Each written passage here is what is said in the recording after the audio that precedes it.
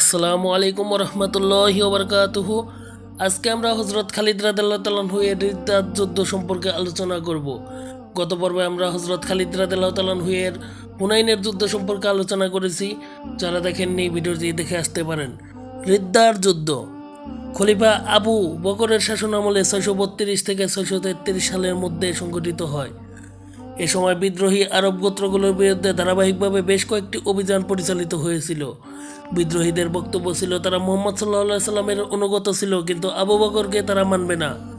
কিছু বিদ্রোহী তুলাইহা, মুসাইলিমা ও শাজাহর অনুসরণ করে শুরু করেছিল। এই তিন ব্যক্তি নিজেদের নবী দাবি করত। বিদ্রোহীদেরকে পরাজিত করে খিলাফতের অন্তর্ভুক্ত করা হয়। মক্কার আশেপাশের অধিবাসীরা বিদ্রোহ করেনি।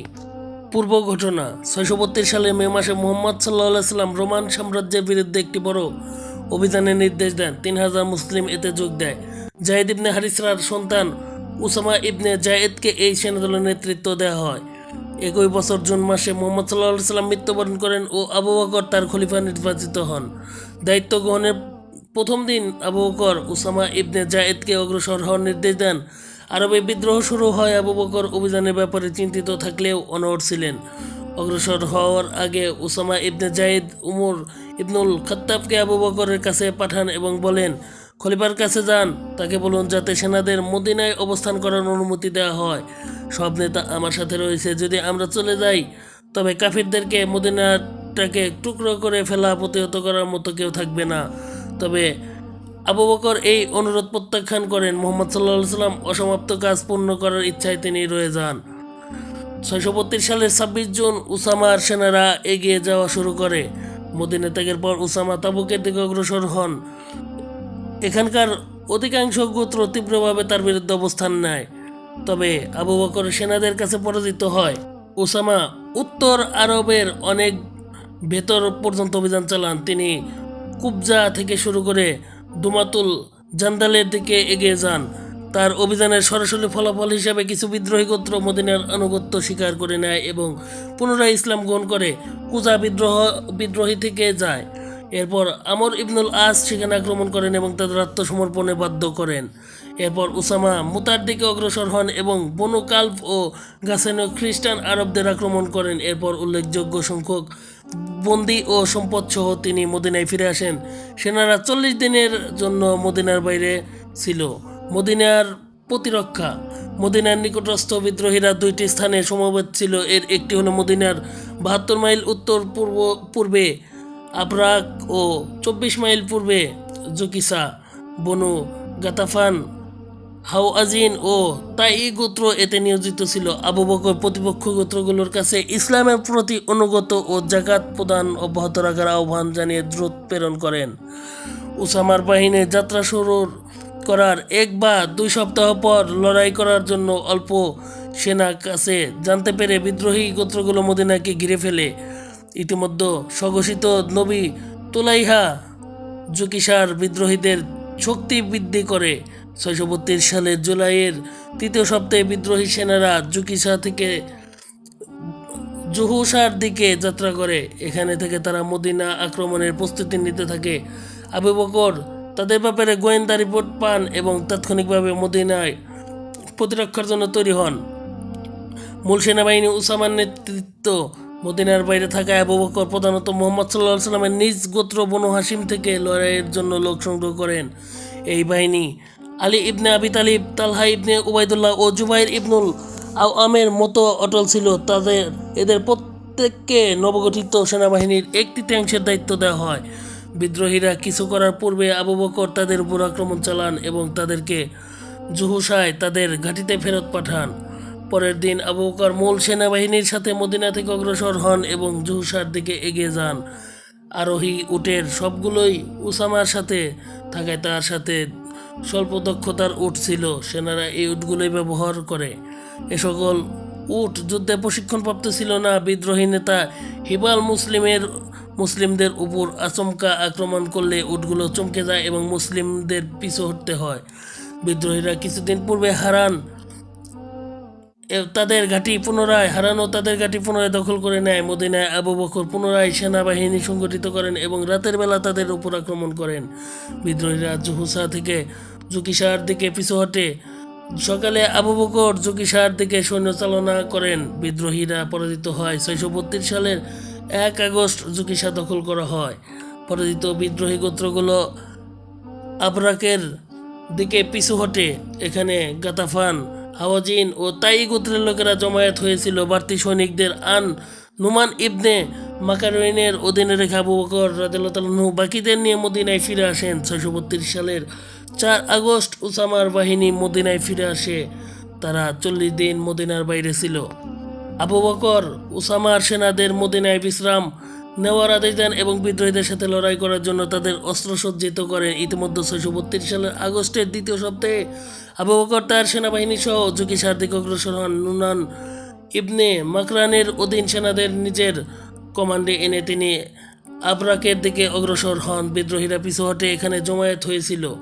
তিনি তাদের পরাজিত করেন। বাকি বিদ্রোহীরা বুজাকার দিকে পিছু হটে।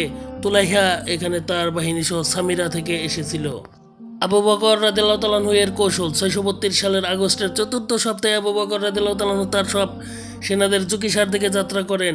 এখানে তিনি আরবের সমগ্র স্থান ছড়িয়ে থাকা বিদ্রোহীদের সাথে লড়াইয়ের পরিকল্পনা করেন। ইতিমধ্যে বিদ্রোহীদের ঘাঁটি জুকিসা ও আর আবরাকে তার অংশ নেয়া যুদ্ধগুলো ছিল মদিনাকে রক্ষা ও শত্রুদের আরও এগিয়ে আসা ঠেকানোর জন্য তাৎক্ষণিক লড়াই। এর ফলে আবু বকর রাদিয়াল্লাহু তাআলা সামনে আরও বড় অভিযানের জন্য ভিত্তিভূমি সুরক্ষা করতে সক্ষম হন এবং তার মূল বাহিনীকে চালানোর জন্য সময় পেয়ে যান। তার বিরুদ্ধে এ সময় বেশ কয়েকজন প্রতিপক্ষী ছিল। এরা হলো বুজাগার তুলাইহা, বুতাহের মালিক বিন নুআইরা, ইয়ামামার মুসাইলিমা। আরব পূর্ব ও দক্ষিণ উপকূলে ছড়িয়ে বিদ্রোহীকেও তাকে মোকাবেলা করতে হচ্ছিল। এসব স্থান ছিল ওমান, মাহারা, হাদরামাওত ও ইয়েমেন।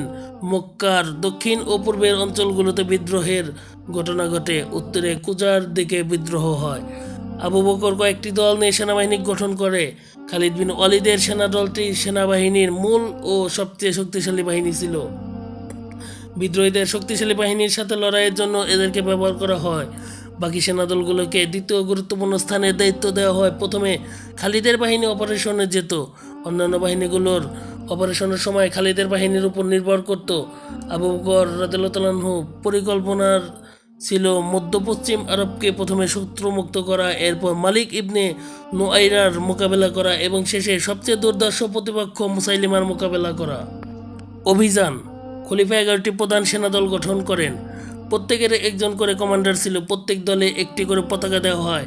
হাতে থাকা লোকবলকে এই 11টি দলে ভাগ করে দেওয়া হয়। কোনো কমান্ডারকে তাৎক্ষণিক মিশনে যেতে হলে অন্যদের মিশন পরে পরিচালনা করা হতো। সেনাদলগুলোর কমান্ডার ও তাদের দায়িত্ব ছিল নিম্নরূপ। খালিদ বিন ওয়ালিদ প্রথমে বুজাখার আসাদ গোত্রের তুলাইহা বিন খুয়াইলিদ আল আসদি ও পরে বুতাহর মালিক বিন নুআইরা। ইকরিমা ইবনে আবি জাহেল মুসাইলিমার সাথে লড়াই করেন। আমর ইবনুল আস তাবুক ও দুমাতুল জান্দালের কুজ্জা ও ওয়াদিয়া গোত্রের বিদ্রোহীদের বিরুদ্ধে লড়াই করেন। সুরাহবিল ইবনে হাসানা ইকরিমাকে অনুসরণ করেন ও খলিফার নির্দেশের অপেক্ষায় ছিলেন। খালিদ বিন সাঈদ সিরিয়ান সীমান্তের কিছু বিদ্রোহী গোত্র, তুরাইফা বিন হাজিজ মদিনা ও মক্কার হাওয়াজিন ও বনি সুলাইমের বিদ্রোহী গোত্র, আলা বিন আল হাদরামি বাহরাইনের বিদ্রোহী, হুজাইফা বিন মিসান ওমানের বিদ্রোহী, আর ফাজা বিন হারজামা মাহরার বিদ্রোহী, মুহাজির বিন আবি উমাইয়া ইয়েমেনের বিদ্রোহী, পরে হাদ রামাওতের কিন্দার বিদ্রোহী, সোয়াইদ বিন মুকারান ইয়েমেনের উত্তরে উপকূলীয় এলাকার বিদ্রোহী। সেনাদল গঠন সম্পন্ন হওয়ার পর খালিদ এগিয়ে যান। এর কিছু পর ইকরিমা ও আমর ইবনুল আস তাকে অনুসরণ করেন। অন্যান্য সেনাদলগুলো খলিফার অধীনে ছিল। পরের সপ্তাহ ও মাসগুলোতে এদের প্রেরণ করা হয়। শত্রুদের শক্তিশালী অবস্থানের ব্যাপারে খালিদের অপারেশনের উপর এদের প্রেরণ নির্ভর করত। মধ্য আরবের বিদ্রোহীদের নেতৃত্ব ছিল ইয়ামামার উর্বর অঞ্চলের স্বঘোষিত নবী মুসাইলিমা। শক্তিশালী বনু হানিফা গোত্র তাকে সমর্থন করত। উত্তর মধ্য আরবের বুজাখায় আরেকজন স্বঘোষিত নবী বনু আসাদের গোত্রীয় প্রধান তুলাইহা বিদ্রোহ করে ও বনু গাতাফান, হাওয়াজিন ও তাই গোত্রের মিত্রতা লাভ করে নজদে মালিক ইবনে নুআইরা বনু তামিম গোত্রের নেতৃত্ব দেয়। ওমান 632 সাল সেপ্টেম্বরের মধ্যভাগে আবু বকর রাদিয়াল্লাহু তাআলা হুযাইফা বিন মিহসানকে ওমানের বিদ্রোহীদের বিরুদ্ধে প্রেরণ করেন। এখানে ওমানের সংখ্যাগুরু গোত্র আজদ তাদের নেতা লাকিদ বিন মালিকের অধীনে বিদ্রোহ করে। কিছু সূত্র মতে সেও নিজেকে নবী দাবি করে। হুযাইফা ওমানে প্রবেশ করেন। লড়াইয়ের জন্য যথেষ্ট সেনা না থাকায় তিনি সাহায্যের জন্য অপেক্ষা করার সিদ্ধান্ত নেন এবং খলিফাকে এ ব্যাপারে চিঠি লেখেন। সেপ্টেম্বরের শেষ ভাগে খলিফা ইকরিমাকে তার সাহায্যার্থে পাঠান। ইকরিমা ইয়ামামা থেকে ওমামের দিকে যাত্রা করেন। তাদের সম্মিলিত বাহিনীর দাবার যুদ্ধে লাকিদ বিন মালিককে পরাজিত করে। লাকিদ বিন মালিক যুদ্ধে নিহত হয়। এরপর হুযাইফা ওমানের গভর্নর নিযুক্ত হন এবং আইন শৃঙ্খলা পুনঃপ্রতিষ্ঠার কাজে নিয়োজিত হন। ইকরিমার কোনো প্রশাসনিক দায়িত্ব ছিল না। তিনি তার বাহিনী নিয়ে পার্শ্ববর্তী দাবা অঞ্চলে যান এবং আজদ গোত্রের যারা বিদ্রোহী ছিল তাদের পরাজিত করেন। উত্তর আরব 632 সালের অক্টোবরে আমরের বাহিনী সিরিয়ার সীমান্তে বিদ্রোহীদের বিরুদ্ধে নিয়োজিত হয়। এদের মধ্যে তাবুক ও দুমাতুল জান্দালের কুবজা ও ওয়াদিয়া বনি কালভের শাখা গোত্র গুরুত্বপূর্ণ ছিল। তবে ইয়ামামার যুদ্ধের পর জানুয়ারিতে সুরাহবিলের আসার আগ পর্যন্ত আমর তাদের পরাজিত করতে সক্ষম হননি। ইয়েমেন প্রথম ইসলামের বিরুদ্ধে বিদ্রোহ করে। তাদের নেতা আল আসওয়াদ নিজেকে নবী ঘোষণা করেছিল। পরে মুহাম্মদ সাল্লাল্লাহু আলাইহি সাল্লামের জীবদ্দশায় ফাইরুজ আল দাইলামি তাকে হত্যা করেন। ফাইরুজ এরপর সানাই ইয়েমেনের গভর্নর হিসেবে দায়িত্ব পালন করেন। মুহাম্মদ সাল্লাল্লাহু আলাইহি সাল্লামের মৃত্যুর পর খবর পাওয়ার পর ইয়েমেনে আবার বিদ্রোহ দেখা দেয়। এ সময় কাইস বিন আবদ ইয়াগুস নামক এক ব্যক্তি এ সময় বিদ্রোহের নেতৃত্ব দেয়। মুসলিমদের ইয়েমেন থেকে বের করে দেওয়া বিদ্রোহীদের উদ্দেশ্য ছিল তারা ফাইরুজ ও অন্যান্য মুসলিম নেতাদের হত্যার মাধ্যমে মুসলিমদের নেতৃত্ব শূন্য করার উদ্যোগ নেয়। ফাইরুজ পালিয়ে যেতে সক্ষম হন এবং পার্বত্য এলাকায় আশ্রয় নেন। 632 সালে জুলাই এই ঘটনা ঘটেন। পরবর্তী 6 মাস এখানে অবস্থান করেন। পরে ইয়েমেন থেকে আসা কয়েক হাজার মুসলিম তার সাথে যোগ দেয়। নিজের অবস্থান শক্ত হওয়ার পর ফাইরুজ তার লোকদের নিয়ে কাইসের বিরুদ্ধে অগ্রসর হন। তিনি সানার বিরুদ্ধে এগিয়ে যান এবং কাইসকে পরাজিত করেন। কাইস তার লোকদের নিয়ে উত্তর পূর্বে আবআনে চলে যায়। সেখানে তারা আত্মসমর্পণ করে এবং খলিফা তাদের ক্ষমা করে দেন। মাহারা আবু বকরের আদেশের পর ইকরিমা আর ফাজা বিন হারসামার সাথে যোগ দেওয়ার জন্য ওমান থেকে মাহারার দিকে অগ্রসর হন। আফরাজা তখনও না পৌঁছায়। ইকরিমা তার জন্য অপেক্ষা করার পরিবর্তে স্থানীয় বিদ্রোহীদের সাথে লড়াই করেন। জাইরত নামক স্থানে ইকরিমা 2টি বিদ্রোহী সেনাদলের মুখোমুখি হন। তাদের একটিকে তিনি ইসলাম গ্রহণের আহ্বান জানান। তারা তা গ্রহণ করে তার সাথে যোগ দেয় ও প্রতিপক্ষের বিরুদ্ধে নিয়োজিত হয়। মাহারায় ইসলাম পুনঃপ্রতিষ্ঠার পর ইকরিমা তার সেনাদের নিয়ে আবআনের দিকে অগ্রসর হন। সেখানে তিনি তার সেনারা বিশ্রাম নেয় ও পরবর্তী কাজের জন্য অপেক্ষা করে। বাহরাইন ইয়ামামার যুদ্ধের পর আবু বকর উলা বিন আল হাদরামিকে বাহরাইনের বিদ্রোহীদের বিরুদ্ধে প্রেরণ করেন। উলা হাজরে জমায়েত হওয়া বিদ্রোহীদের খুঁজতে বাহরাইনে পৌঁছান। উলা এক রাতে আচমকা হামলা চালান ও শহর অধিকার করে নেন।